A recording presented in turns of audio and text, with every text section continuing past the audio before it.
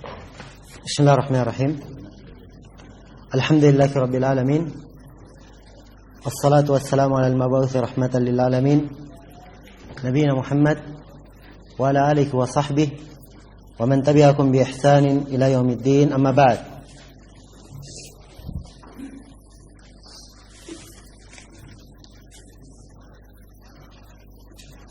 Di sini ada 3 kesimpulan yang meyakinkan dari apa yang disebutkan oleh Syekh Muhammad bin Abdul Wahhab rahimahullahu taala pada kaidah yang terakhir yang kita sebutkan. Pada ucapan beliau wa arafta anna iqrarahum bi tauhidir rububiyah sampai ucapan beliau wa aba anil iqrari bihil musyrikun.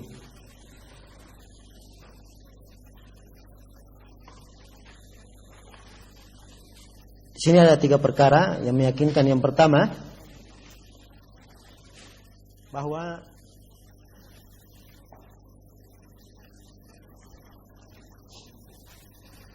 orang-orang musyrikun mereka juga memaksudkan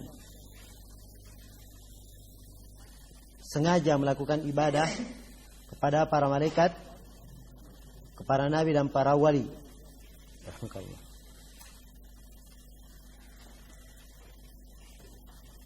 Iya. Ini meyakinkan terjadi pada mereka. Dan tidak mungkin diingkari. Dan itu keadaan orang-orang Arab di masa sebelum diutusnya Rasulullah sallallahu alaihi wasallam. Kemudian yang kedua, dari hal yang meyakinkan di sini bahwa mereka memaksudkan kepada malaikat, para nabi dan para wali itu maksudnya adalah supaya mendekatkan mereka kepada Allah Subhanahu wa taala.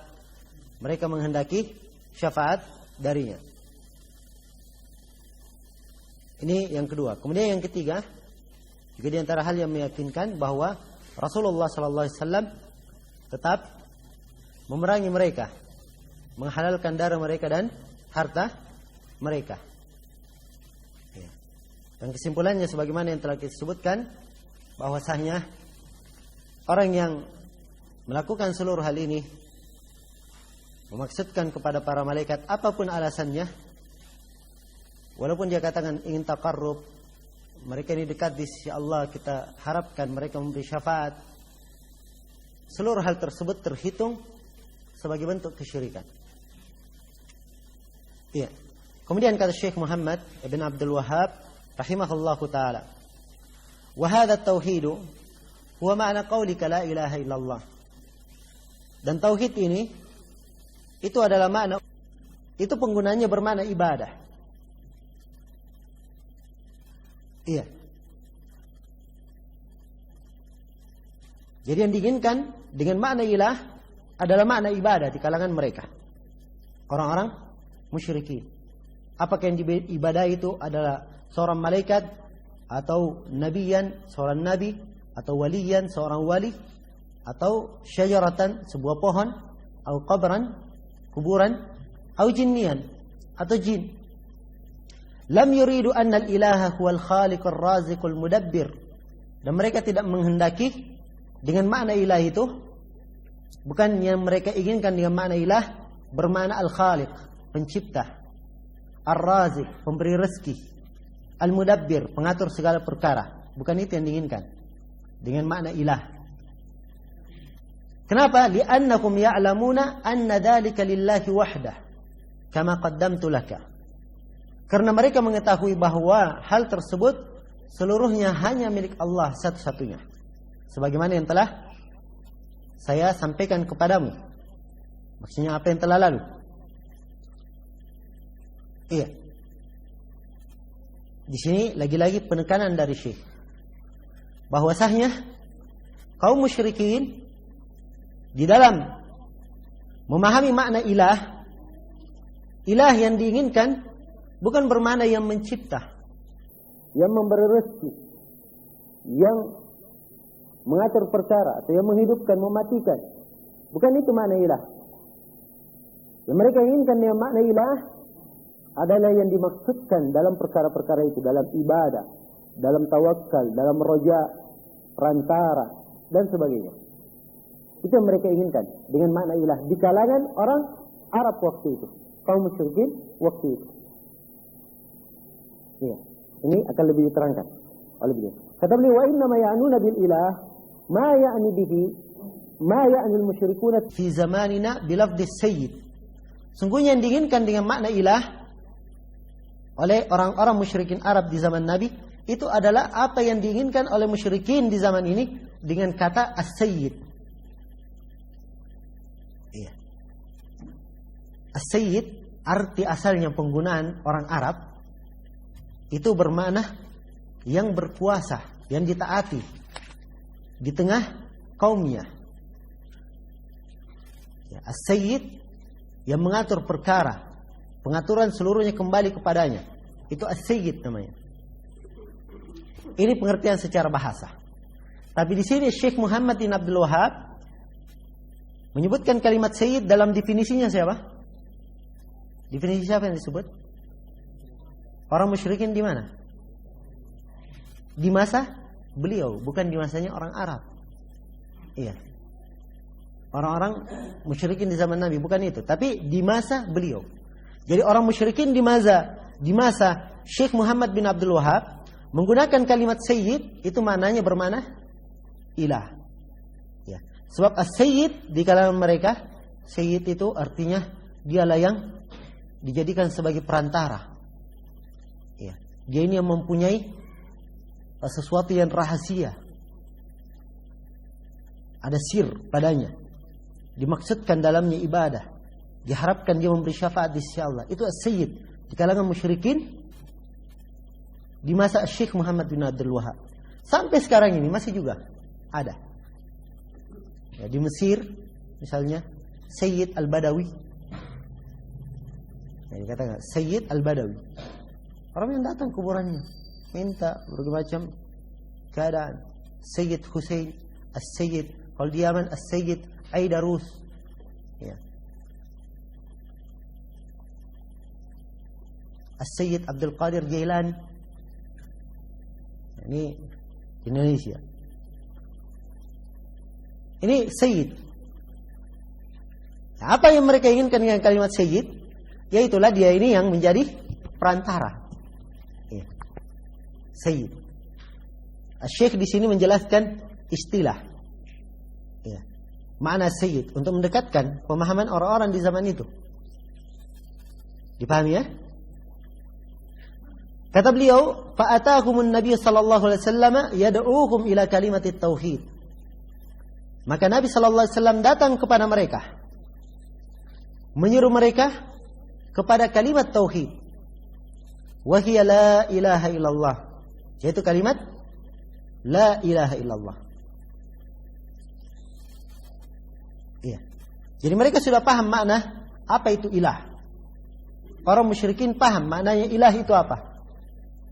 Ilah artinya dialah yang dimaksudkan dalam perkara-perkara ibadah. Itu ilah. Artinya segala harapan, permohonan pertolongan, ketergantungan, semuanya hanya milik Allah Subhanahu wa taala. Maka begitu Nabi sallallahu alaihi wasallam rahmatullah menyerukan la ilaha illallah, ya mereka paham maknanya. Dipahami? Paham maknanya. Karena itu Syekh di sini berkata, "Fa'atakumun Nabi yad'uuhum ila kalimatit tauhid." Nabi datang kepada kaum musyrikin mendakwakan kepada mereka kalimat tauhid, yaitu kalimat la ilaha illallah. Wal muradu min hadhil kalimah ma'naha la mujarradu lafdhiha. Yang diinginkan dari kalimat ini adalah maknanya, bukan sekedar lafadznya saja. Tapi yang diinginkan adalah maknanya. Iya. Wal kuffarul juhal ya'lamuna muradan Nabi sallallahu alaihi wasallam bihadhil kalimah. Dan orang-orang kafir yang jahil ini, sini jahil artinya mereka itu tidak membaca. Nah, tidak bisa membaca. Itu jahil maknanya. Atau jahil bermakna mereka adalah ahli jahiliyah, orang-orang jahiliyah. Orang-orang kafir juhal ini ya'lamuna, mereka mengetahui anna muradan nabi bihadhil kalimah, bahwa yang diinginkan oleh Nabi dengan kalimat tauhid ini, kalimat la ilaha illallah, wa ifradullah bit ta'alluq. Yang diinginkan oleh Nabi dengan kalimat la ilaha illallah adalah menyendirikan Allah dalam ketergantungan. Wal kufri bima yu'badu min dunillah, dan kafir terhadap segala yang disembah selain dari Allah. Wal bara'ati minhu, dan berlepas diri dari segala yang disembah selain Allah. Ini pemahamannya kaum musyrikin terhadap kalimat la ilaha illallah. Jadi begitu disebut kalimat la ilaha illallah, mereka paham apa arti kalimat ini, apa maknanya. Maknanya mereka harus menyendirikan Allah dalam ketergantungan. Apa artinya dalam ketergantungan? Ketergantungan hati hanya kepada Allah. Kalau ketergantungan hati hanya kepada Allah, ini mengharuskan tidak boleh tergantung kepada selain Allah.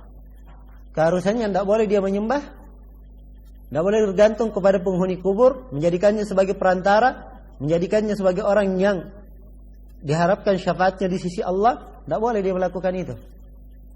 Jadi harus disendirikan Allah dalam ketergantungan. Wal kufri bima yu'badu min dunillah, dan Allah subhanahu wa ta'ala harus disendirikan.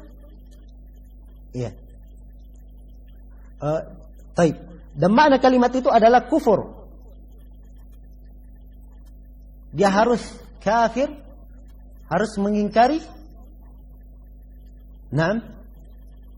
Ma yu'badu min dunillah, segala sesuatu yang disembah selain dari Allah. Tidak hanya kufur saja, kafir terhadapnya, tapi juga harus wal bara'ati minhu, dia harus berlepas diri darinya.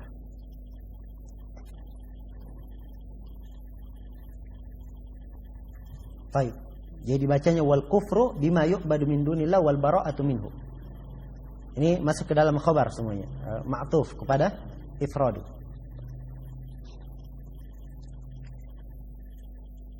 Iya. Jadi ini makna la ilaha illallah yang dipahami oleh kaum musyrikin, bahwa la ilaha illallah artinya dia harus mengesahkan Allah dalam ketergantungan.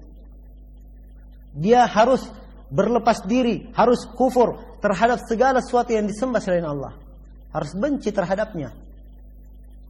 Nah, ini yang dipahami. Karena itu, apa dalilnya bahwa ini yang dipahami oleh kaum musyrikin? Apa dalilnya? Kata beliau, fa innahu lamma qala lahum qulu la ilaha illallah qalu aja'ala al-alihata ilahan wahida inna hadza la syai'un uja. Karena tatkala Rasulullah berkata kepada kaum musyrikin, qulu la ilaha illallah, ucapkan la ilaha illallah. Apa ucapan mereka? Apa jawabannya? Aja'ala al-alihata ilahan wahida inna hadza la syai'un uja. Apakah orang ini Nabi Muhammad ingin menjadikan sesembahan-sesembahan itu cuma satu? Ingin menjadikan ilah itu cuma satu? Sungguh ini adalah perkara yang menakjubkan. Iya. Sungguh ini perkara yang menakjubkan. Jadi sekarang mereka paham kalimat la ilaha illallah keharusannya cuma Allah yang disembah. Kaitannya dengan apa? Uluhiyah atau rububiyah? Uluhiyah. Mereka tidak berkata mana la ilaha illallah, ya, tidak mengingkari, kami tidak setuju hanya Allah yang mencipta, kami tidak setuju Allah yang berrezeki. Enggak. Mereka mengakui itu. Tapi yang mereka tidak terima dan menyebabkan mereka tetap dihukumi sebagai musyrik dan diperangi oleh Rasulullah, dihalalkan darahnya, karena mereka tetap mempersyirikatkan Allah dengan yang lainnya. Ketika dikatakan pada mereka la ilaha illallah, katakan tidak ada ilah, tidak ada yang berhak disembah kecuali Allah, mereka berkata, apakah orang ini ingin menjadikan sembahan cuma satu? Ini perkara yang menakjubkan. Mereka mengingkarinya. Iya. Dipahami ini? Kata Syekh rahimahullah, kata beliau, فَإِذَا عَرَفْتَ أَنَّ جُهَّالَ الْكُفَّارِ يَعْرِفُونَ ذَلِكَ.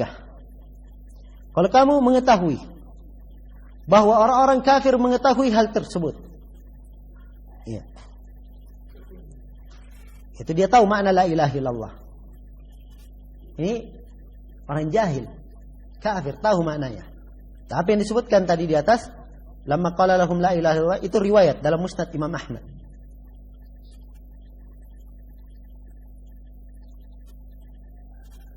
Demikian jawaban mereka ketika disuruhkan kepada mereka untuk mengucapkan la ilaha illallah. Fa idza arafta anna juhal al-kuffar ya'rifuna dzalika. Kalau kamu tahu bahwa orang-orang jahil kuffar mengetahui hal tersebut, fal ajabu mimman yadda'i al-islam wa huwa la ya'rifu min tafsir hadhihi al-kalimah ma arafahu juhalul kuffar. Maka yang menakjubkan adalah orang yang mengaku Islam tetapi dia tidak mengetahui apa penafsiran kalimat ini. Apa makna kalimat ini? Dia tidak tahu makna kalimat itu seperti pengetahuannya orang-orang kafir. Jadi orang kafir ketika dikatakan pada mereka ucapkan la ilaha illallah, mereka mengerti apa konsekuensi kalimat ini. Kalau dikatakan la ilaha illallah, keharusannya mereka hanya beribadah kepada Allah, berdoa hanya kepada Allah. Mereka harus berlepas diri dari segala sembahan yang mereka sembah, apakah dijadikan sebagai perantara atau mereka berdoa kepada para malaikat atau kepada pepohonan, kepada batuan dan lain-lainnya.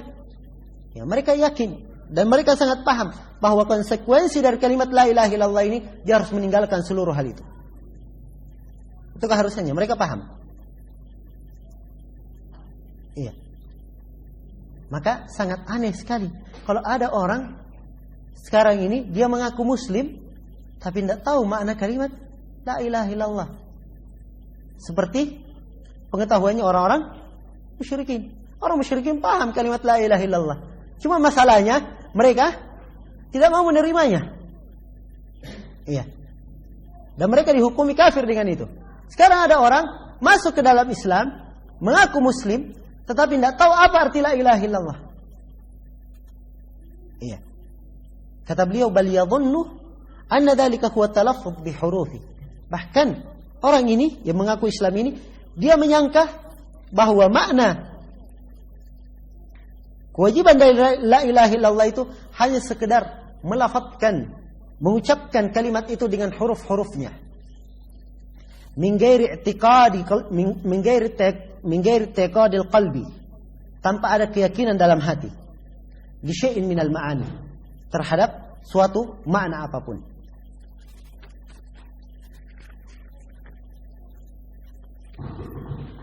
Iya. Kata beliau, wal hadiku minhum yadhunnu, dan orang yang hadik, yang pintar di antara mereka, yadhunnu, dia menyangka, anna ma'naha, bahwa makna la ilaha illallah la yakhluqu, la yarzuqu illallah, la yudabbirul amra illallah. Dia menyangka bahwa maknanya tidak ada yang mencipta, tidak ada yang memberi rezeki kecuali Allah, tidak ada yang mengatur perkara kecuali Allah. Nah, ini yang banyak kita lihat di Indonesia. Ya. Kalimat la ilaha illallah diartikan apa? Tidak ada Tuhan selain Allah. Ya, kalau ada yang merinci lebih memperjelas maknanya, dia katakan tidak ada yang mencipta selain Allah, tidak ada yang memberi rezeki selain Allah. Ya. Apakah itu makna ilah? Bukan itu makna ilah yang dipahami oleh kaum musyrikin di zaman Nabi. Ya, kaum musyrikinnya saja itu paham betul apa maknanya. Nah, dan sebagaimana yang telah kita sebutkan, tauhid uluhiyah itu terkandung dalamnya apa? Tauhid rububiyah. Memang benar Allah yang Maha mencipta, Allah yang Maha memberi rezeki, Allah yang menghidupkan dan mematikan. Namun bukan itu makna asal dari la ilaha illallah. Ya. Makna la ilaha illallah, tidak ada yang berhak disembah kecuali Allah.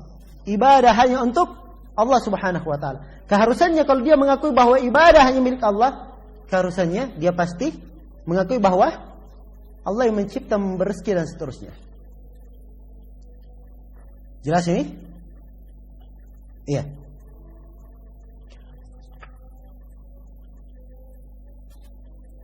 Kemudian kata beliau, fala khaira fi rajulin, maka tidak ada kebaikan pada seseorang. Juhalul kuffari a'lamu minhu bima'na la ilaha illallah. Tidak ada kebaikan pada seorang orang jahilnya, orang kafir yang jahil itu lebih paham makna la ilaha illallah daripada dia. Kan ada kebaikannya kan? Ada orang mengucapkan la ilaha illallah, tapi tidak paham mana la ilaha illallah. Ya. Siapa yang lebih bagus? Dari orang musyrik yang mereka tidak menerima, tetapi mereka paham makna la ilaha illallah. Ya, sebagian orang di zaman ini dia mengucapkan la ilaha illallah, sudah melakukan seperti perbuatannya kaum musyrikin, tidak paham lagi apa arti la ilaha illallah. Maka tidak ada kebaikan pada orang yang seperti ini. Iya.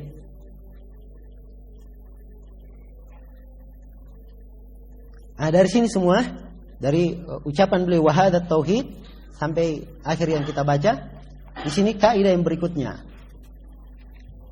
Yaitu kaidahnya bahwa makna la ilaha illallah maknanya adalah apa?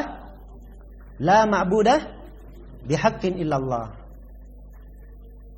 Ya. Walaysa al-muradu biha tauhid ar-rububiyah. Ifradullahi bi af'ali. Nah. Lau kanat kadzalika la aqarra biha al-musyrikun. Andai kata itu makna la ilaha illallah, maknanya tauhid rububiyah, maka kaum musyrikun sudah mengakui. Tidak ada lagi dong perselisihan antara Nabi dan kaum musyrikin. Iya. Dan dari sini juga kita mengetahui bahwa mengucapkan kalimat la ilaha illallah itu seseorang harus mengetahui apa maknanya. Harus mengilmui apa arti kalimat la ilaha illallah. Jangan dia mengucapkan kalimat la ilaha illallah dan dia tidak tahu apa makna kalimat itu. La ilaha illallah terdiri dari 4 kalimat. La ada la nafiyah lil jins, menafikan segala jenis. Ilah artinya al-ma'bud, yang disembah. Dia sebagai khabar la, sebagai isim la. Dalam penggunaan bahasa Arab harus ada khabarnya. Harus ada khabarnya. Dan khabarnya tidak disebutkan karena sudah dimaklumi. Apa takdirnya? Adalah la ma'budah haqqun atau la ma'budah bihaqqin. Itu takdirnya. Dan ini dimaklumi sudah. Sebab dalam Al-Quran dikatakan dzalika bi anna Allaha huwal haqq. Hal tersebut karena Allah dialah yang maha hak.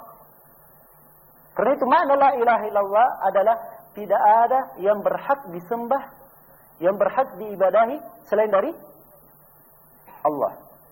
Illa adalah istisna. Ya. Dan Allah Subhanahu wa taala adalah mustasna. Terkandung di sini 2 rukun. Dalam la ilaha illallah terkandung 2 rukun. Rukun yang pertama adalah an-nafyu, penafian. Dia harus menafikan, meniadakan segala sembahan selain dari Allah. Dia harus berlepas diri dari segala sembahan selain dari Allah. Rukun yang kedua adalah al-isbat. Dia harus menetapkan bahwa yang disembah hanya Allah Subhanahu wa taala. Dan la ilaha illallah ada berapa syarat? Ada 7 syarat. Ya, sebagian para ulama menambah syarat ke-8. Terkumpul dalam satu bait syair. Ilmun yaqinun wa ikhlasun wa sidqu kama mahabbatin wal inqiyadi wal qubuli laha. Syarat la ilaha illallah adalah al-ilm pertama. Dia harus mengilmui apa makna la ilaha illallah. Lawan dari ilmu apa? Al-jahl. Jadi enggak boleh dia jahil terhadap makna la ilaha illallah.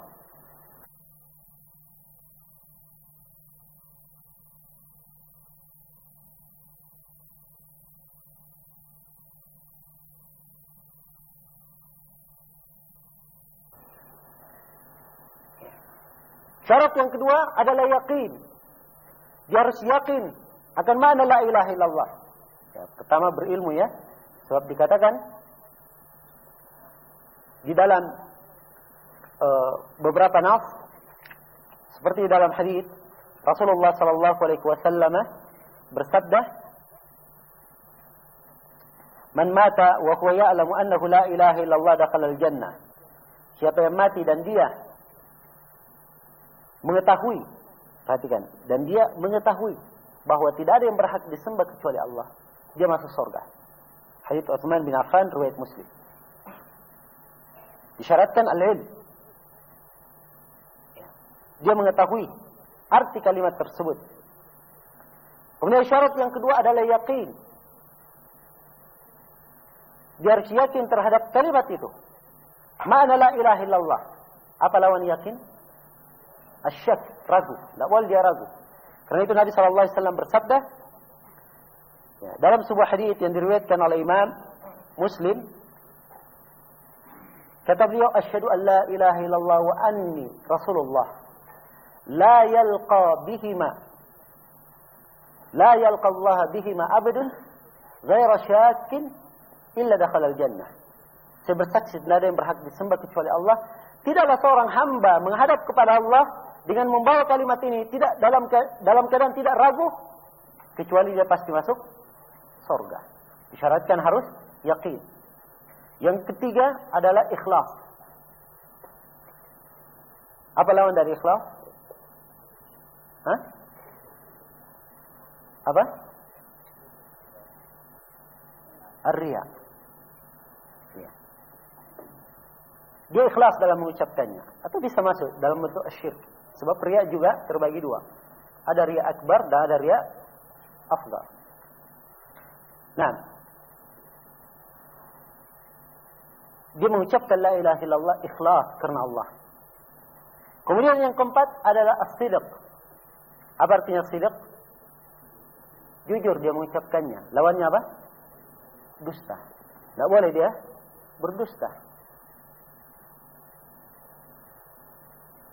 Kemudian syarat yang kelima adalah al-mahabbah.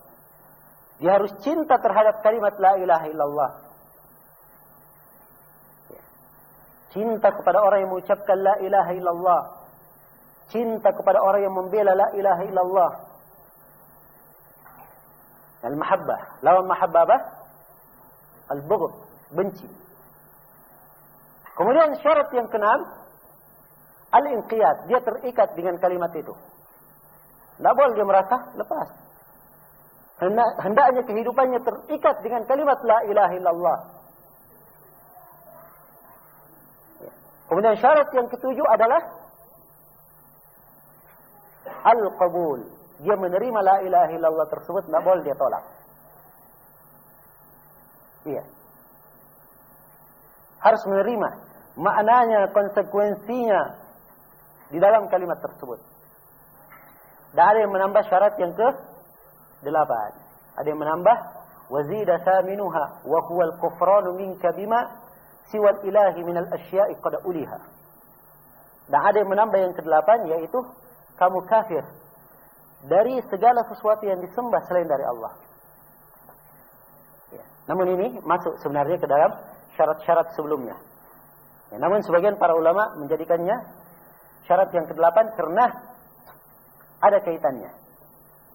Atau butuh perhatian khusus pada syarat ke-8 itu. Iya.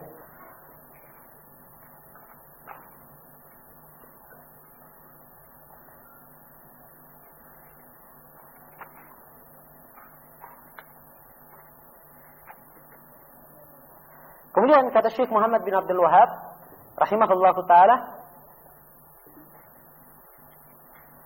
"Idza arafta ma dzakartu laka ma'rifata qalbin." Apabila kamu sudah mengetahui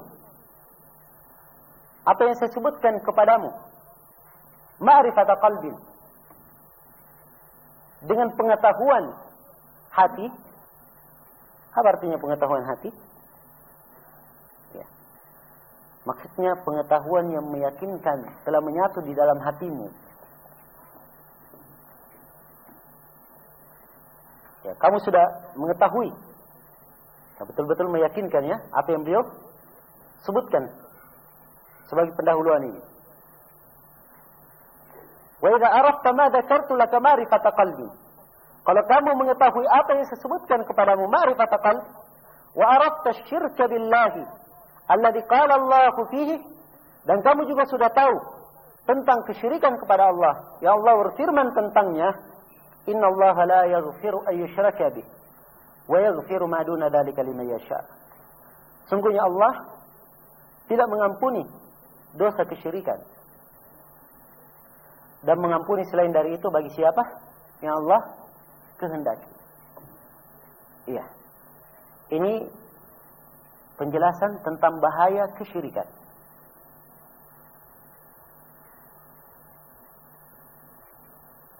Beliau terangkan di sini bahaya kesyirikan. Dari ayat innallaha la yaghfiru an yushraka bih. Sungguhnya Allah tidak mengampuni dosa kesyirikan. Syirik apa ini? Syirik asghar atau syirik akbar? Ada dua pendapat di kalangan para ulama. Ada yang berkata seluruh jenis syirik masuk. Dan ini pendapat Syekhul Islam Ibn Taimiyah. Dan banyak juga dari para ulama di zaman ini menguatkannya. Sebab konteksnya umum. Maksudnya orang yang berbuat syirik asghar itu sama dengan syirik akbar. Kalau dia meninggal dalam keadaan belum bertobat, maka tidak diampuni. Tapi hukum di akhirat tentunya kan beda. Kalau syirik akbar pelakunya apa? Kekal dalam neraka. Kalau syirik asghar, dia termasuk dosa yang tidak mengeluarkan dari keislaman. Iya kan? Jadi hukumnya beda. Namun dari sisi tidak diampuninya sama hukumnya. Ini pendapat Syekhul Islam Ibn Taimiyah. Namun kebanyakan para ulama memandang bahwa yang diinginkan di sini hanyalah syirik akbar saja. Iya. Sebab kelanjutan ayatnya dikatakan wa yaghfiru ma duna dzalika liman yasha. Dan Allah mengampuni selain dari itu bagi siapa yang Allah kehendaki. Nah, ya, sampai sekarang ini walaupun banyak dari masyayikh yang menguatkan salah satu dari dua pendapat, ya, saya hadir di syekh ini dan syekh ini menguatkan pendapat yang pertama, hadir di syekh yang lainnya menguatkan pendapat yang kedua. Ya, sampai hari ini saya melihat dua-duanya masih kuat. Iya. Dan mengandung pendalilan yang sangat kuat sekali dalam memahami ayat. Ala kulli hal, di sini dikatakan innallaha la yaghfiru bih. Innallaha la yaghfiru an yushraka bih. Ini menunjukkan bahaya kesyirikan. Yaitu orang yang berbuat kesyirikan tidak akan diampuni. Iya. Ini bahaya yang pertama. Dan ini diterangkan dalam ayat. Diterangkan dalam ayat-ayat yang lain bahaya kesyirikan. Di antaranya, orang yang berbuat kesyirikan kekal dalam neraka. Apa dalilnya? Ayo. Innahu man yusyrik billah faqad harrama Allahu alaihi al-jannah wa ma'wahu an-nar wa ma lidh-dhalimin min ansar. Sungguhnya barang siapa yang berbuat kesyirikan, maka Allah telah haramkan untuknya surga dan tempat tinggalnya adalah neraka. Tidak ada penolong bagi orang yang zalim. Di antara bahaya kesyirikan. Bahaya kesyirikan ini, syirik itu menghancurkan seluruh amalan. Apa dalilnya?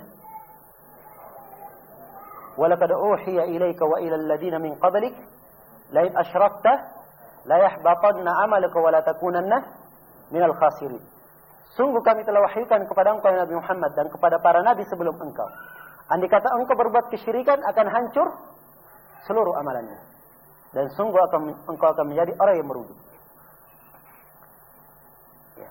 Ayat yang semisal dengannya di surah Al-An'am. Disebutkan para nabi, sejumlah nabi. 18 nabi disebut. Beserta keutamaan mereka. Kemudian Allah berfirman, "Walau asyraku lahabita anhum ma kanu ya'malun." Andai kata mereka ini berbuat kesyirikan, niscaya akan hancur amalannya. Iya. Orang yang berbuat kesyirikan, amalannya kelak di kemudian hari diibaratkan dalam Al-Quran, wa qadimna ila ma amilu min amalin faja'alnahu haba'an mansura. Dan kami hadapi amalan yang mereka lakukan, lalu kami jadikan debu yang berterbangan. Orang yang berbuat kesyirikan, itu artinya dia membinasakan dirinya sendiri. Iya. Allah Subhanahu wa taala berfirman, "Wa may yusyrik billahi faka'annama kharra minas sama'i fatakhtafuhu at-tayr aw tahwi bihi ar-rihu fi makanin sahiq." Dan barang siapa yang berbuat kesyirikan, seakan-akan dia jatuh dari langit, kemudian disambar oleh burung atau dihempaskan ke tempat yang sangat jauh. Ini artinya dia membinasakan dirinya sendiri. Dan kesyirikan mengancam alam dengan kebinasaan. Apa dalilnya? Allah Subhanahu wa taala berfirman, "Wa qalu ittakhadha ar-rahmanu walada. Laqad ji'tum syai'an idda. Takadu as-samawati yatafattarna minhu wa tanshaqqu al-ardu wa takhirru al-jibalu hadda an da'u lir-rahmani walada." Mereka berkata Allah membuat anak. Ya. Laqad ji'tum syai'an idda. Sungguh kalian telah membawa suatu perkara yang sangat mungkar. Takadu as-samawati yatafattarna minhu. Hampir saja langit meleleh karenanya. Ini hampir binasa turun karena itu. Wa tanshaqqul ardu. Bumi hampir terbelah karena itu. Wa takhirrul jibalu hadda. Dan gunung hampir runtuh karenanya. Anda'u lirrahmani walada. Mereka mengatakan bahwa Allah Ar-Rahman memiliki anak. Ini diantara sejumlah adillah menunjukkan akan bahaya kesyirikan. Maka Syekh di sini menjelaskan, kalau kamu sudah tahu, ya, apa yang telah disebutkan itu dari berbagai perkara, ya, sudah berlalu bersama kita qawaid bahwa kaum musyrikin mereka mengikrar tauhid apa? Rububiyah, dan mereka sangat paham arti kalimat la ilaha illallah. Dan kesyirikan mereka ini bersamaan dengan pemahaman mereka terhadap kalimat la ilaha illallah, dan bersamaan dengan mereka mengetahui, ya, dan mengakui tauhid rububiyah. Juga Nabi sallallahu alaihi wasallam masih tetap memerangi mereka dan menghalalkan darahnya. Kalau kamu tahu ini, kemudian kamu tahu lagi bahaya kesyirikan yang disebutkan oleh Allah dalam firman-Nya. Kemudian setelah itu beliau katakan, wa arafta dinallahi alladhi arsala bihi ar-rusul. Dan juga kamu tahu agama Allah yang Allah mengutus para rasul dengannya, min awalihim ila akhirihim, dari awalnya sampai akhirnya, alladzi la yaqbalu Allahu min ahadin dinan siwahu, yang Allah tidak menerima agama lain selain dari agama Islam. Apa agamanya para rasul itu? Ifradullahi bil ibadah, ya, mendakwakan manusia agar supaya mereka hanya menyembah kepada Allah saja. Ini agamanya para rasul. Ya, kalau kamu sudah tahu semua ini, wa arafta ma asbaha ghalibun nasi fihi minal jahli bihada. Ya.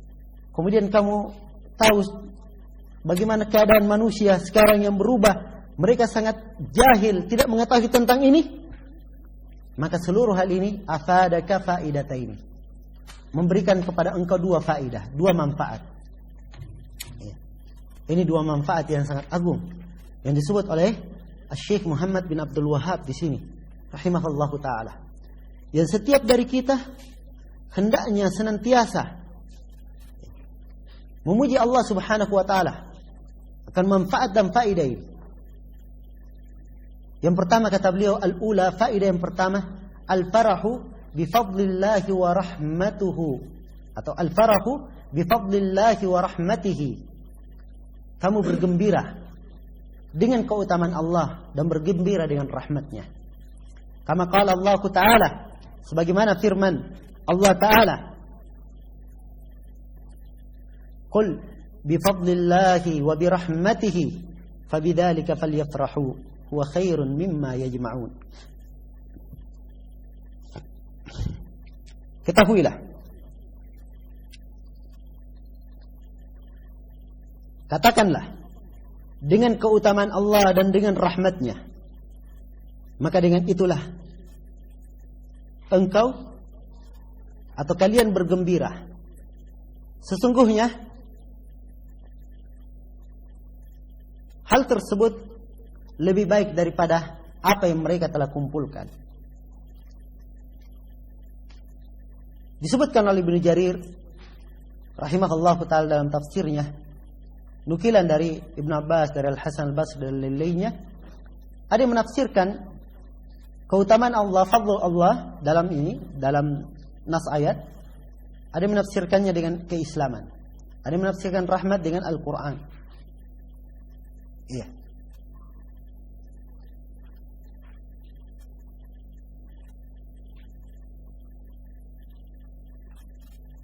Ini penafsiran para ulama terhadap ayat.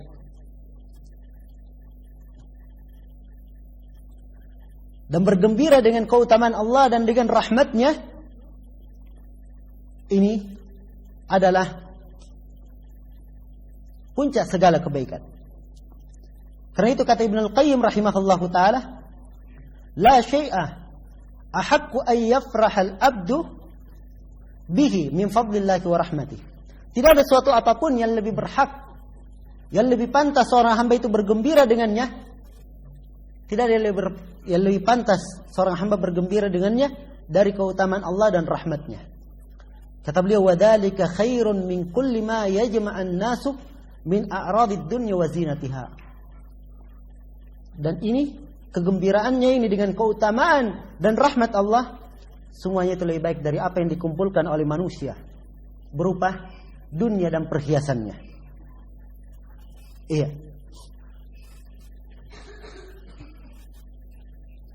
Karena itu Ibnu Al-Qayyim rahimahullahu ta'ala berkata dalam dunianya, waj'al fi qalbika maqillataini kilahuma min khasyatir rahmani bakiyatani.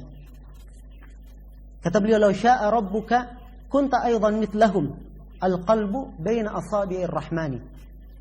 Jadikanlah pada hatimu ada dua makillah, dua perkara, yaitulah bergembira dengan keutamaan Allah dan bergembira dengan rahmatnya.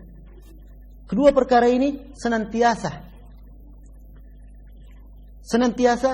kedua matamu itu menangis karenanya, bergembira dengannya, terharu karena Allah memberikan kepadamu hal tersebut.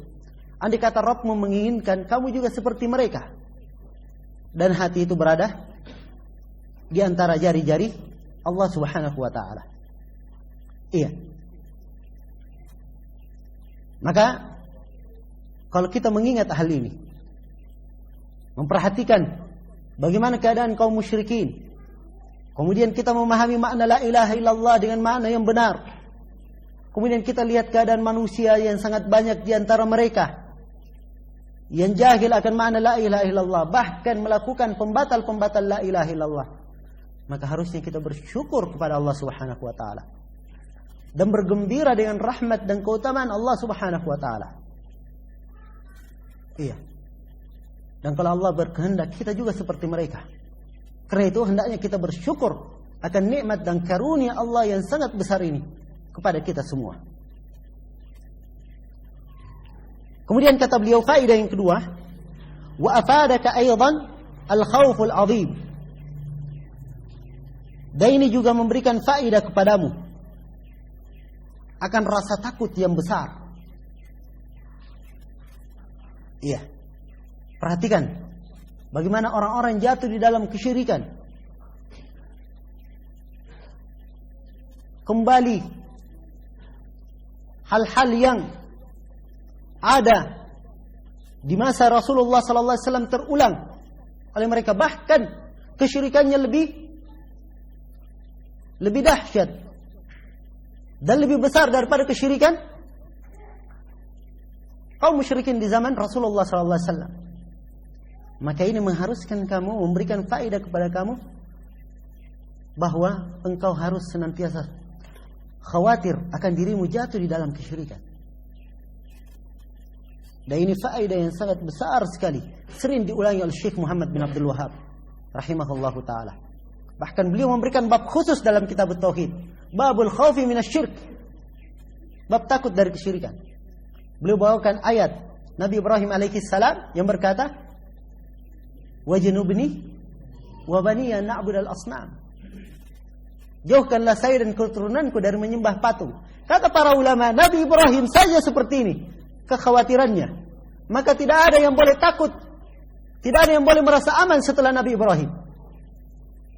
Nabi Ibrahim saja tidak merasa aman.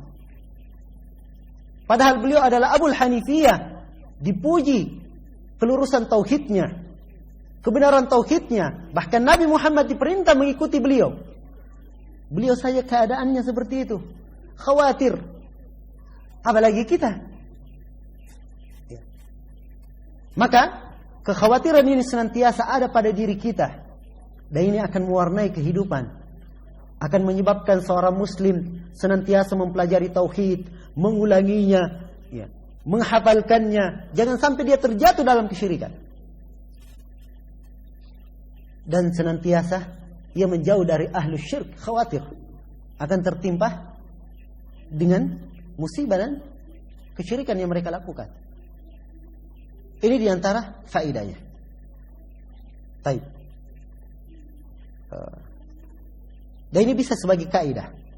Sebagaimana yang telah kita sebutkan, sebab Syekh Muhammad bin Abdul Wahab sendiri telah menjadikan itu bab khusus. Di antara kaidah di sini di muqaddimah yang kita petik adalah seorang muslim harus takut dari kesyirikan. Bagaimana rasa takutnya ini? Jadi kaidahnya berbunyi al-khaufu minasy-syirk, takut dari kesyirikan. Wa hadzal khaufu la yatimmu illa bi ma'rifati tauhid wa ma yuqabiluhu minasy-syirk. Dan rasa takut ini tidak sempurna dia dikatakan takut dari kesyirikan kecuali kalau dia mengenal hakikat tauhid dan mengenal lawannya, yaitu apa? Kesyirikan. Iya.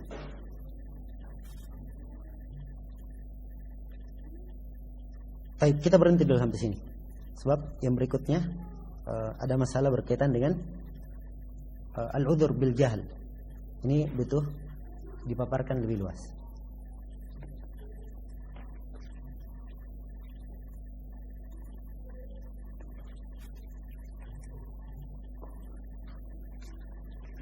Setelah Isya ya kita sambung insyaallah taala.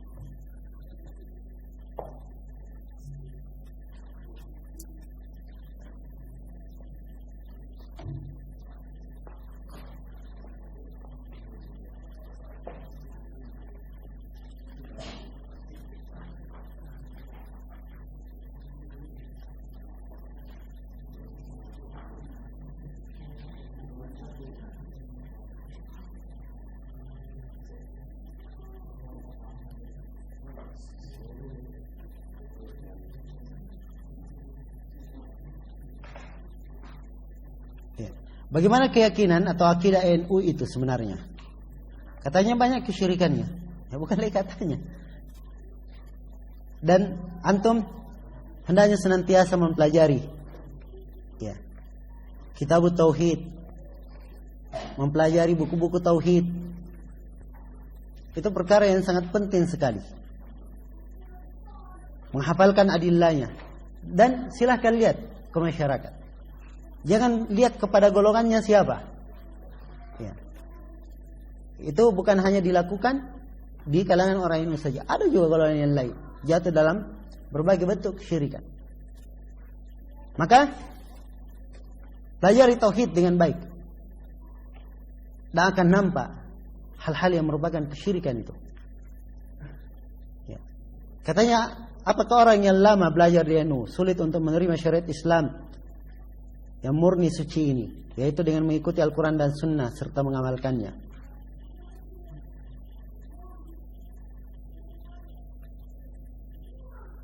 Kebiasaan itu memang seseorang butuh merubahnya dan berlepas diri darinya.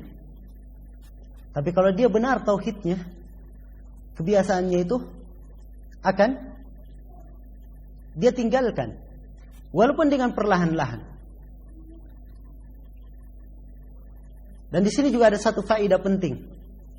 Disebutkan oleh Syekh Muhammad bin Abdul Wahab dalam Kitabut Tauhid ketika menjelaskan hadits Abu Waqid Al-Laythi tentang Nabi SAW ketika keluar ke Hunain bersama beliau orang-orang yang baru masuk Islam. Baru masuk Islam, setelah itu mereka minta dibuatkan Datu Anwar. Ini apa ini? Kesyirikan atau bukan? Kesyirikan. Kata beliau, orang yang baru lepas saja dari kesyirikan, kekufuran, dulunya terbiasa dengan suatu kebiasaan, maka tidak ada jaminan dia tidak kembali lagi kepada kebiasaannya. Tidak ada jaminan. Ya karena itu bergaulnya kepada ahlu tauhid. Kalau dia terbiasa dengan itu, dia rubah. Semakin dia perkuat mempelajari tauhid, dia mapangkan supaya hal tersebut menyatu dengan dirinya. Itu keharusannya. Dan ini juga faedah yang sangat besar, subhanallah. Iya. Banyak dilalaikan oleh sebagian orang. Ada sebagian orang jatuh dalam kesalahan-kesalahan. Dianggap kesalahan-kesalahan itu cukup. Dengan begitu saja meninggalkannya tanpa memperbaikinya, ya, dan tanpa ia mempelajari lawan yang sebenarnya. Dengan itu kesalahannya akan hilang dan dia tidak terjatuh lagi dalam kesalahan tersebut. Iya. Ini diantara faedah-faedah yang sangat penting sekali dari kitab, dari apa yang disebut oleh Syekh Muhammad bin Abdul Wahab tersebut.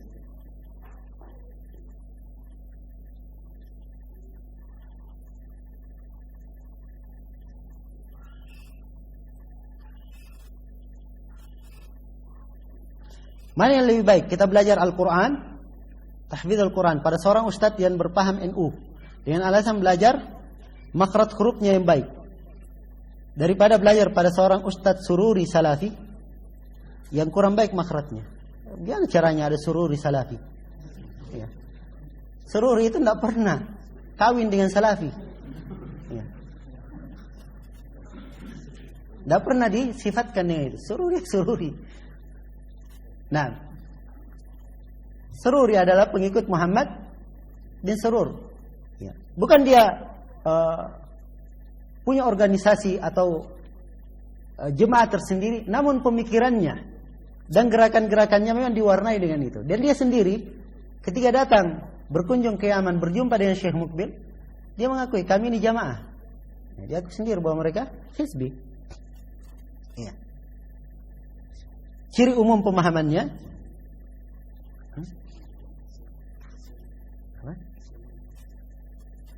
Sunni. Iya. Katanya Sunni Salafi, bukan Sururi. Iya. Salah baca kalau gitu ya. Baik, afwan. Habis N-nya kayak R gitu loh.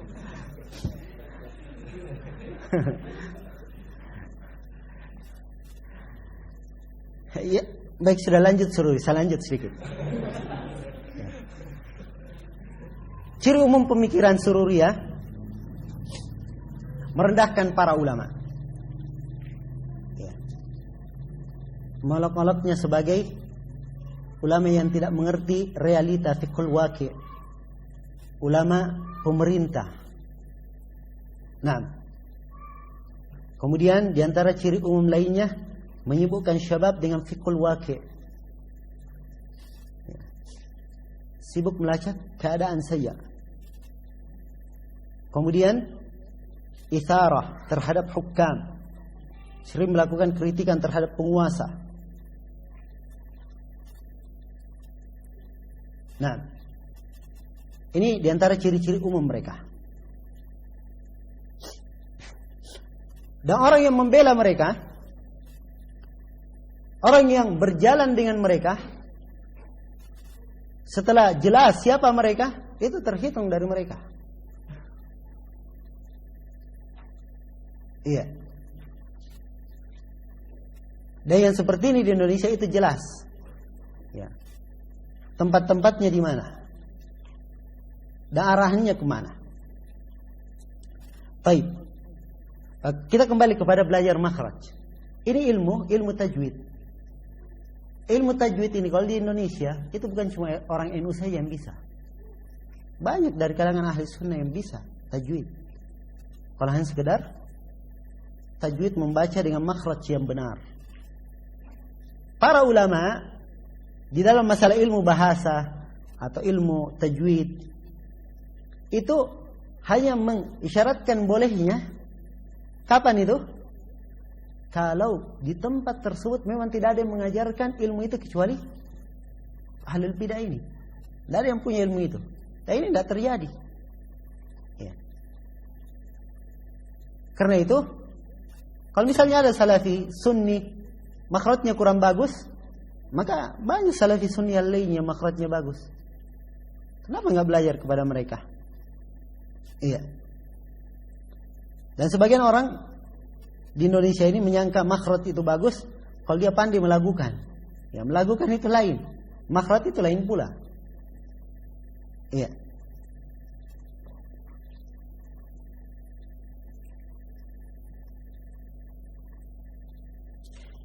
Syarat orang yang diambil ilmunya ada 3. Bagaimana jika salah satu syarat ini hilang? Apa kita boleh belajar kepadanya? Bagaimana caranya kalau hilang salah satunya? Kita mau belajar sama orang yang rusak akidahnya? Antum mau belajar sama orang yang rusak manhajnya? Antum mau belajar sama orang yang senang membuat kekacauan, kerusuhan di tengah umat? Tidak menasihati umat? Harus terpenuhi 3-tiganya. Iya. Sebab itu dari lawazimud da'i. Kalau terjadi sebagian kesalahan, dan kesalahan ini adalah kesalahan yang sifatnya muncul bukan keras kepala dari orang tersebut karena kurangnya ilmu dan bisa dinasihati, itu lain lagi masalahnya. Iya. Wallahul musta'an.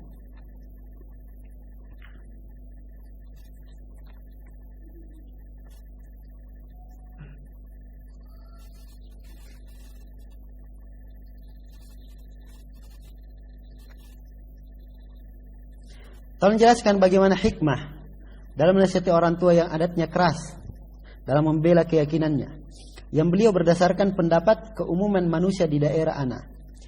Dan juga adat orang tua tidak mau diajari oleh orang yang muda. Ya. Mengajarkan sesuatu itu tidak harus langsung duduk resmi. Ya. Bapak saya ajarin begini. Ya. Tidak harus resmi begitu. Mungkin dengan gaya santai atau gaya bertanya kepadanya. Ya. Kadang seperti itu. Namanya orang tua, itu prinsipnya saya lebih banyak makan garam daripada kamu. Ya. Itu prinsipnya di mana-mana. Kamu kemarin masih ingusan. Ya. Karena saya lagi kamu lahir. Sekarang kamu mengajari saya. Ya. Maka orang tua butuh disampaikan kepadanya dengan cara yang benar. Ya. Misalnya bilang, Pak, Bapak kan ngajarin kita supaya menjadi orang Islam. Iya kan? Islam itu harus nggak ikut Al-Quran dan Sunnah, Pak? Ya pasti dia bilang, iya harus ikut Al-Quran dan Sunnah. Terus ini ada hadits begini, Pak. Coba Bapak lihat bunyinya. Hadits ini. Bawakan hadits yang menyelisih keyakinannya. Kira-kira apa pemahamannya? Masuk sedikit-sedikit. Tapi jangan nadanya menggurui, menjatuhkan orang tua. Ini bapak memang salah seperti ini. Ya nggak mau terima bapaknya. Dengan lemah lembut. Ya. Bagikan orang naik tangga, itu setahap demi setahap. Mau naik rumah tidak ada tangga, bisa jatuh nanti. Ya. Ala kulli hal ini metode. Kadang seseorang mampu melakukannya, kadang pembawaan dari dirinya sendiri. Dia punya tabiat, ya, pandai mendekati, pandai memahamkan. Ada orang yang seperti ini tabiatnya. Dan ada bisa dipelajari. Ya, dan ini yang paling lengkap tentunya. Kalau kita melihat dalam nas-nas Al-Quran dan Sunnah, itu nampak hikmah Rasulullah SAW dalam menasihati orang.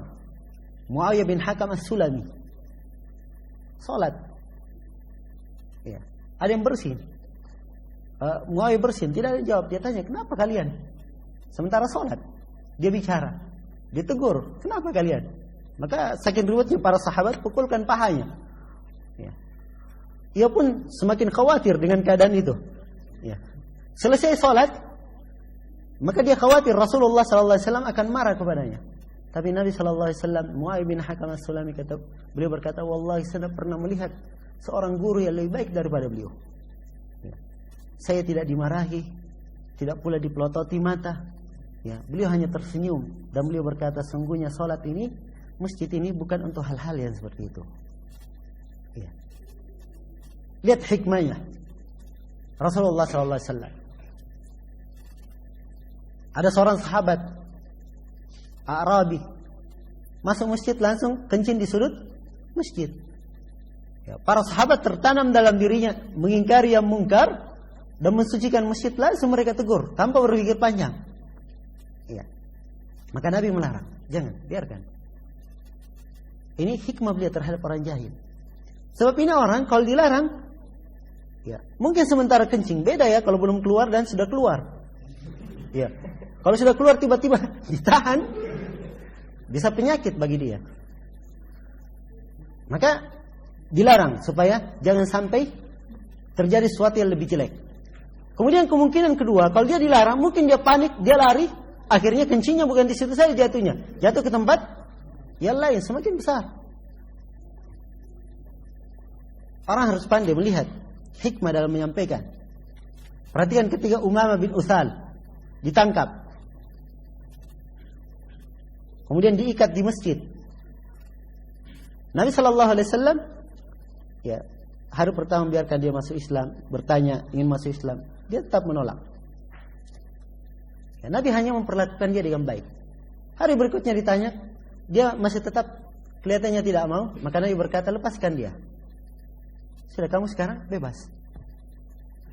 Ya, mau pergi silahkan. Ini akhlaknya beliau. Keluar dia, Umamah. Ya, ternyata bukan pulang, tapi pergi mandi. Kemudian setelah itu dia datang. Lalu berucap, asyhadu an la ilaha illallah wa annaka rasulullah. Ini pengaruh sekali dalam dakwah. Karena itu kalau antum lihat dakwah Syekh bin Baz, Syekh Ibnu Utsaimin, Syekh Muqbil, ini orang-orang yang punya hikmah yang sangat besar dalam berdakwah. Nah, wallahul musta'an.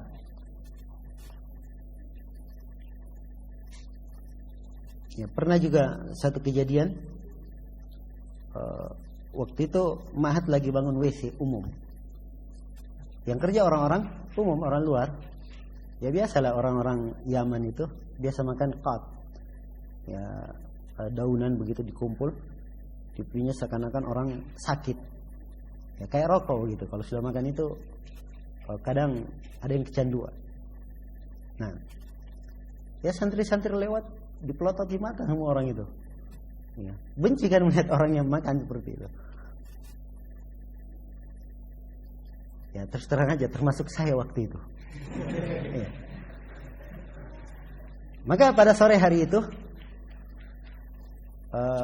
saya ada beberapa pertanyaan, saya tanyakan ke Syekh. Biasanya Syekh keluar waktu sore. Maka sambil jalan, saya tanyakan pertanyaan-pertanyaan tersebut ke Syekh. Kebetulan lewat depan orang-orang yang kerja tersebut. Di situ saya lihat bagaimana hikmah beliau. Ya. Beliau tidak mempelototi mata, bahkan beliau memberi salam dengan indah sekali. Assalamualaikum warahmatullahi wabarakatuh. Tanya, kaifa halukum? Jalan beliau setelah itu. Orang jahilin enggak tahu apa-apa. Ya. Kita memang benci apa yang dilakukan, tetapi harusnya seorang itu pandai, ya, mengungkapkan kebenciannya, rasa marahnya tepat pada waktunya. Kalau belum lagi diajarin, belum lagi apa yang diperlakukan seperti itu, kemungkinannya dia semakin jauh. Ya, dengan akhlak yang seperti itu banyak orang yang mendapat petunjuk. Dan ini dilihat di dalam nusus Al-Quran dan Sunnah. Dan itu juga pentingnya mujalasah duduk di depan seorang guru. Ya, kata para ulama, andai kata tidak ada faedah bagi seorang murid kecuali akhlak dari gurunya, cukup itu sebagai faedah yang didapatkan. Iya. Wallahul musta'an.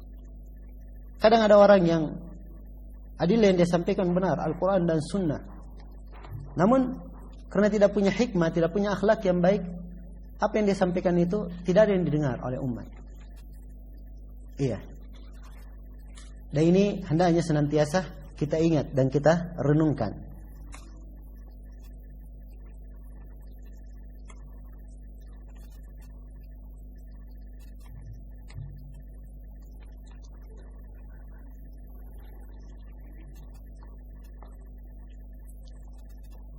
Apa benar ayat ini menunjukkan bahwa jalan kebenaran itu hanya satu dan jalan-jalan kesesatan itu banyak?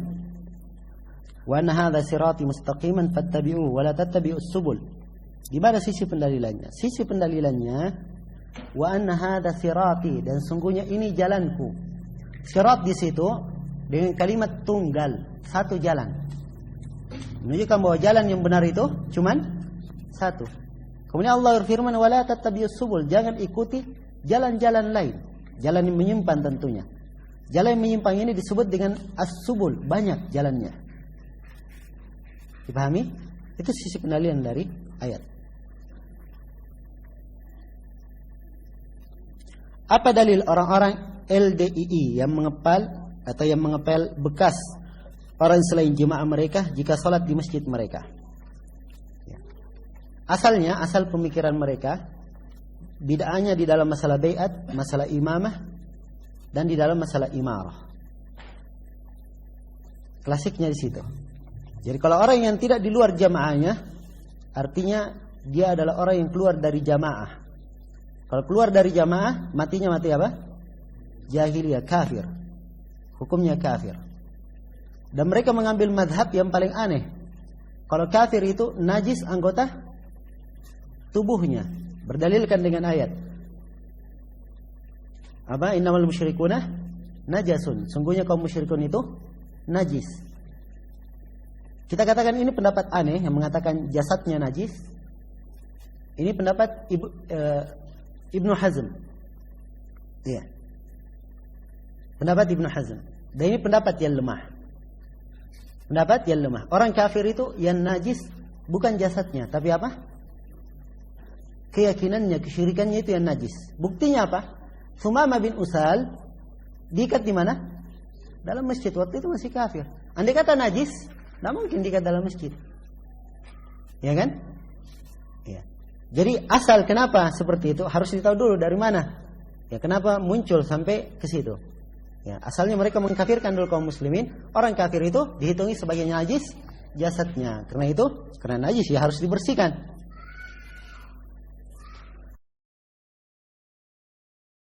Dia sah sebagai penguasa, atau kalau penguasa meminta supaya dibeat dengan diambil sumpah langsung, maka dia lakukan hal tersebut kalau dia meminta, atau dia kirim kepada yang mewakili. Iya, ini baiat. Sebab arti dari baiat, ia terikat dengan penguasa, taat kepadanya dalam perkara yang ma'ruf, dan mendoakan kebaikan untuk penguasa. Itu baiat untuknya.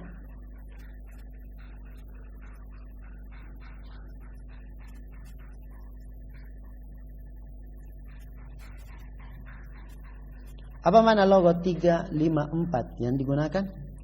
LDII. Nggak tahu saya. Saya coba dilihat buku-buku yang menjelaskan tentang itu.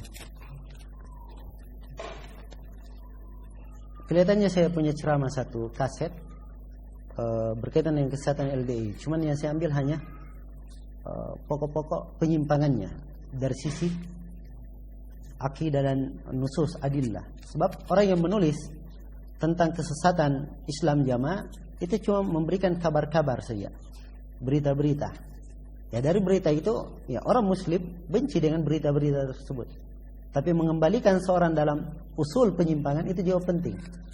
Karena itu seorang Sunni Salafi harus kenal usul ahli sunnah. Dia paham usul ahli sunnah, dia berpegang teguh dengannya. Dan dia harus paham usulnya ahlul bid'ah, supaya jangan terjatuh dalam usul ahlul bid'ah tersebut. Di antara usul LDI kesesatannya dalam masalah jamaah, dalam masalah imarah, dalam masalah imamah. Ya, dan bercabang darinya kesalahan-kesalahan lain. Bercabang darinya kesalahan-kesalahan lain. Nah, demikian caranya mengembalikan usul. Dan ini seorang harus melatih dirinya semenjak dini untuk mampu seperti itu. Harus mengerti usul ahli sunnah, masalah ini kembali kemana, muncul penyimpangan baru. Ini penyimpangannya dasarnya karena dia berada di asal dari usul ahlul bidah. Iya. Ada tiap kali penyimpangan pasti dia bisa keluarkan. Ini usulnya begini. Orang ini salahnya dari sisi ini. Itu penting. Pentingnya apa? supaya seorang pandai mendudukkan kesalahan dengan perincian yang bagus dan jelas. Iya.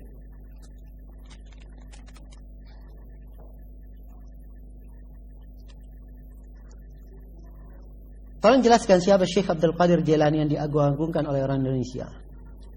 Dari manakah dia? Apakah dia ahli sunnah?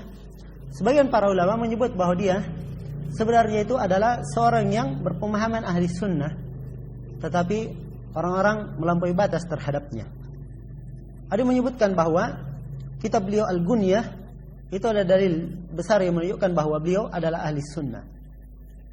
Nah, wallahu ta'ala alam. Itu disebut oleh Syekh Jamil Zainu, dan ada juga masyayikh yang lain menyebut. Dan saya pernah melihat ada risalah khusus tentang siapakah Abdul Qadir Jailani itu. Ya, waktu itu masuk ke perpustakaan di Yaman dan saya belum sempat baca. Cuman saya ingat saya buka fihrisnya, buka daftar isinya, kelihatannya ada yang mempermasalahkan masalah keyakinannya. Iya. Wallahu ta'ala alam.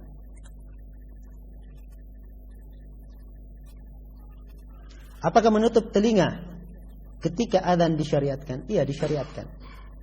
Berdasarkan hadits riwayat Ibnu Khuzaimah. Dan para ulama menyebutkan faedahnya supaya suaranya lebih lantang ketika ia mengumandangkan adzan. Nah,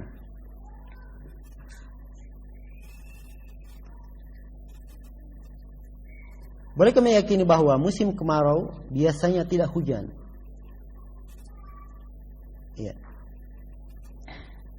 Kemarau, kalau dilihat dari sisi waqi'iyah, kenyataan, maka itu kebiasaan. Tapi kalau dia yakini kemarau pasti tidak hujan, itu salah namanya. Iya.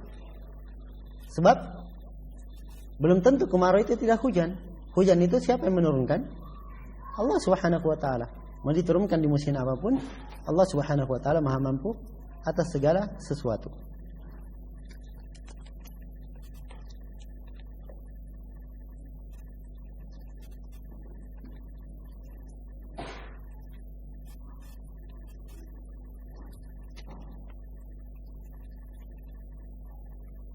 Kalau Abu Haidar, ada yang bertanya, man huwa Abu Haidar? Abu Haidar itu yang setahu saya dia di Bandung dan termasuk orang-orang yang mempunyai jabatan yang tinggi di As-Safwa. Iya.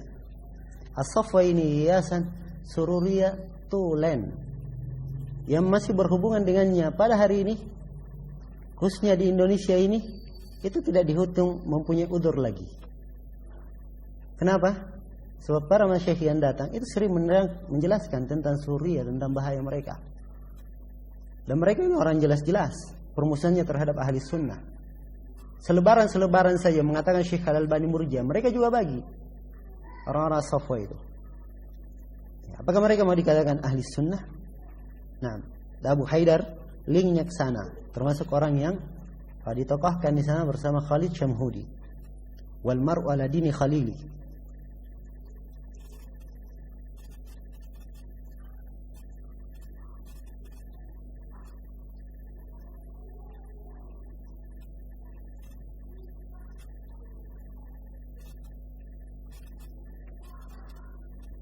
Dan kalau kita lihat buku-buku terjemahan dari Darul Haq, itu banyak dia menerjemah dari Darul Watan, buku-buku Darul Watan. Dan antum perlu ketahui cetakan Darul Watan Saudi Arabia itu percetakan resminya Sururiyin. Iya.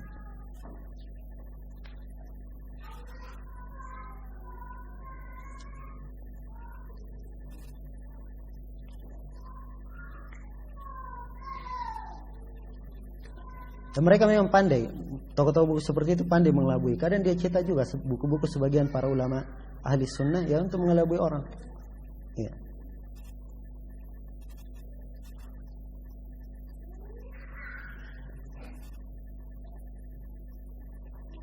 Benarkah Yazid Jawas, Ahmad Faiz, Ainar Rafiq benar-benar menerima dana dan manut pada Ihya Turat?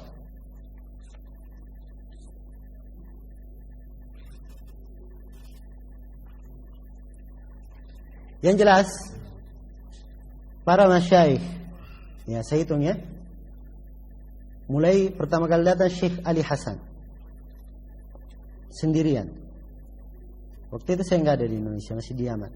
Cuma seluruh kaset ceramah beliau saya dengarkan ketika berada di Indonesia. Beliau memperingatkan tentang bahaya Ihya'ut Turath, khususnya berkaitan dengan Abdurrahman Abdul Khaliq. Saya sendiri mengambil satu faedah di situ, nggak pernah saya dengar di masyayikh yang lainnya. Yaitu Syekh Al-Albani setuju Abdurrahman Abdul Khaliq dikatakan mubtadi oleh Syekh Mukbil. Syekh Mukbil waktu itu pada tahun 96 kalau saya nggak salah, beliau mengadakan ceramah dan saya hadir waktu itu. Judul ceramah beliau Syihabul Khariq di Abdurrahman Abdul Khaliq. Iya. Orang Kuwait yang bertanya. Di antara pertanyaannya, di pertanyaan yang ke-8 begitu terakhir, Syekh Mukbil ditanya, apakah Abdurrahman Abdul Khaliq itu salafi? Apakah Abdurrahman Abdul Khaliq itu mubtadi? Kata beliau, "Na'am, dia adalah mubtadi." Tidak ada salafi yang berkata bolehnya masuk parlemen. Tidak ada salafi yang membolehkan demonstrasi. Tidak ada salafi disebutkan kesalahan-kesalahan Abdurrahman Abdul Khaliq. Walhasil kaset itu sampai ke Kuwait, ke tangan Abdurrahman Abdul Khaliq. Dan dia sangat tidak setuju sekali dengan isi kaset itu. Karena merasa tidak setuju, dia kirim ke Syekh Al-Albani. Ini cerita Syekh Ali di kaset.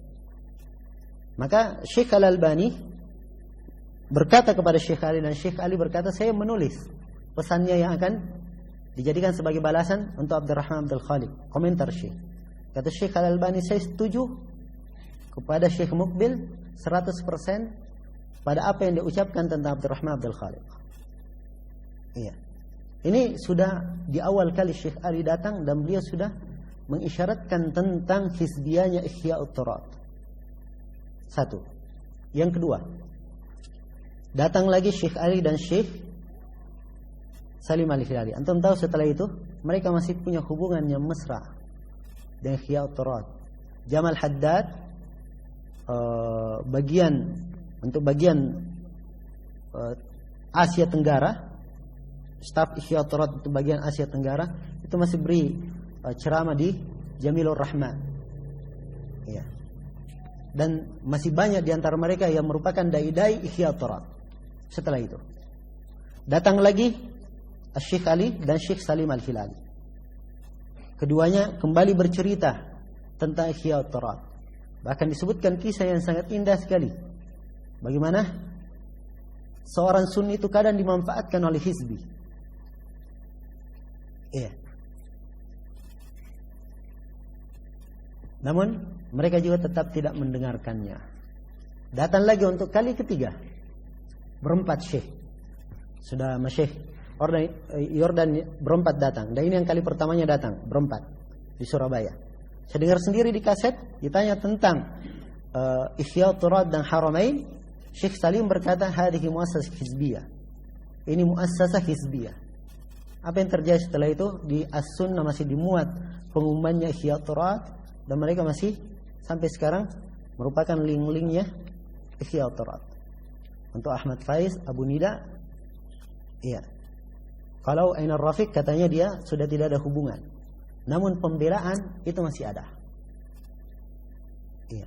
Pembelaan masih ada. Maka yang seperti ini, ikhwani fillah, hizbiyah itu jelas ciri-ciri pada orangnya. Seorang sunni itu tunduk, memuliakan Al-Quran dan Sunnah. Kalau memang hal tersebut menyimpang, dengan besar dada dia akan meninggalkannya. Dengan penuh keridhaan dia meninggalkannya. Namun kecenderungan pada hizbiyah inilah yang tidak baik pada seseorang. Iya, wallahul musta'an.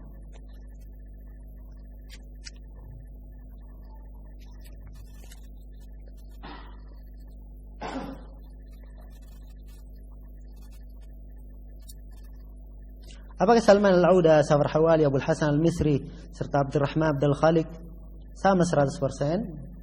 Satu spesies?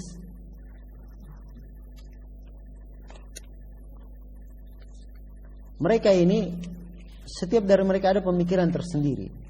Yang jelas Mereka ini kelompok aneh-aneh saja. Ya. Sering membuat kekacauan di tengah umat.